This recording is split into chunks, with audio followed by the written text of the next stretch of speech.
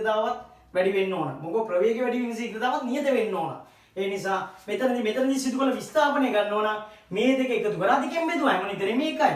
බිඳුව ධන 10 බෙදීම 2. ඒ කියන්නේ මීටර 5යි. පළවෙනි තප්පරයේදී මීටර 5ක් එනවා. බිඳුව ධන 10 බෙදීම 2 මීටර 5යි. දෙවෙනි තප්පරයේදී එනවා. දෙවෙනි තප්පරයේදී මේ 10යි 20යි එකතු කරනවා. 10 ධන 20 බෙදීම 2. 10යි 20යි 30යි. ඒ කියන්නේ 15යි මීටර. ඊට පස්සේ තුන්වෙනි තප්පරයේදී 20යි 30යි එකතු කරලා දෙකෙන් බෙදුවා. 20 ධන 30 බෙදීම 2 15යි මීටර. ඊළඟට 30 ධන 40 බෙදීම 2. ඒ කියන්නේ 30යි ධන 40 බෙදීම 2. ඒ කියන්නේ 70යි 35යි මීටර. ඔයාලට පේනවා. පළවෙනි තප්පරයේදී වැටෙන්නේ මීටර 5යි. සෑම තප්පරයකදී මීටර 10 වැඩි වෙලා. පළවෙනි තප්පරයේදී 5යි, දෙවෙනි තප්පරයේදී 15යි, තුන්වෙනි තප්පරයේදී 25යි.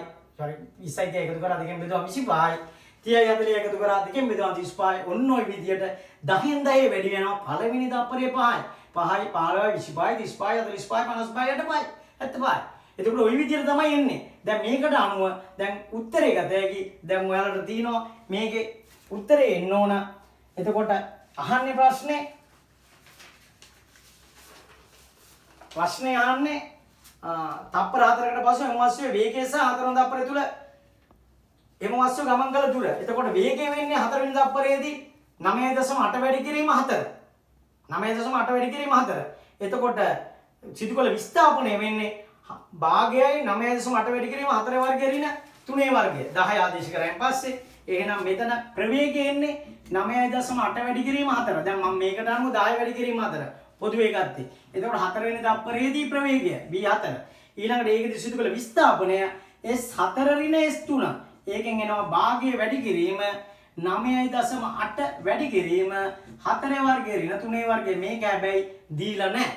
භාගයයි දැන් මෙතන වෙන්නේ 4 වර්ගය 16යි 3 වර්ගය 9යි 16න් 9ක් අඩු කරනවා 16න් 9ක්.